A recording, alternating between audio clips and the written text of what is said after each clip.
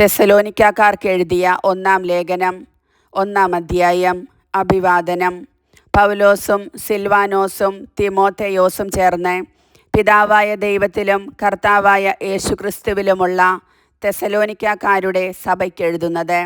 നിങ്ങൾക്ക് കൃപയും സമാധാനവും. കൃതജ്ഞത, അഭിനന്ദനം. ഞങ്ങളുടെ പ്രാർത്ഥനകളിൽ സദാ നിങ്ങളെ അനുസ്മരിച്ചുകൊണ്ട് നിങ്ങൾക്കെല്ലാവർക്കും വേണ്ടി ദൈവത്തിന് ഞങ്ങൾ നന്ദി പറയുന്നു. നമ്മുടെ പിതാവായ ദൈവത്തിൻ്റെ മുൻപാകെ നിങ്ങളുടെ വിശ്വാസത്തിൻ്റെ പ്രവൃത്തിയും സ്നേഹത്തിൻ്റെ പ്രയത്നവും നമ്മുടെ കർത്താവായ യേശുക്രിസ്തുവിലുള്ള നിങ്ങളുടെ ദൃഢമായ പ്രത്യാശയും ഞങ്ങൾ അനുസ്മരിക്കുന്നു. ദൈവത്തിൻ്റെ വാത്സല്യഭാജനങ്ങളായ സഹോദരരെ, നിങ്ങളെ അവിടുന്ന് തിരഞ്ഞെടുത്തിരിക്കുന്നുവെന്ന് ഞങ്ങൾ അറിയുന്നു. എന്തെന്നാൽ ഞങ്ങൾ നിങ്ങളെ സുവിശേഷം അറിയിച്ചത് വചനത്തിൽ മാത്രമല്ല, ശക്തിയിലും പരിശുദ്ധാത്മാവിലും ഉത്തമമായ ബോധ്യത്തോടെയുമത്രേ. നിങ്ങളുടെ ഇടയിൽ നിങ്ങൾക്ക് വേണ്ടി എങ്ങനെയാണ് ഞങ്ങൾ വർത്തിച്ചിരുന്നതെന്ന് നിങ്ങൾക്കറിയാമല്ലോ. നിങ്ങൾ ഞങ്ങളെയും കർത്താവിനെയും അനുകരിക്കുന്നവരായി.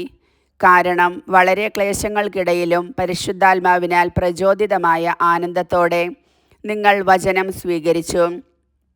അങ്ങനെ നിങ്ങൾ മക്കെദോനിയയിലും അക്കായിയായിലും ഉള്ള വിശ്വാസികൾക്കെല്ലാം മാതൃകയായിരുന്നു.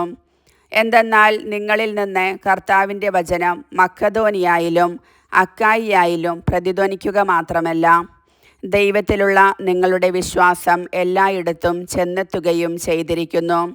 തന്മൂലം അതേക്കുറിച്ച് കൂടുതലായി ഒന്നും തന്നെ ഞങ്ങൾ പറയേണ്ടതില്ല.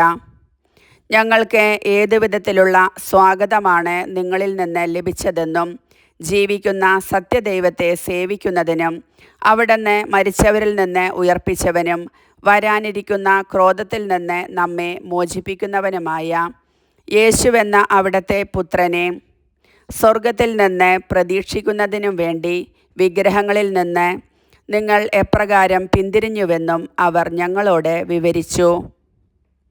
കർത്താവിൻ്റെ വചനം.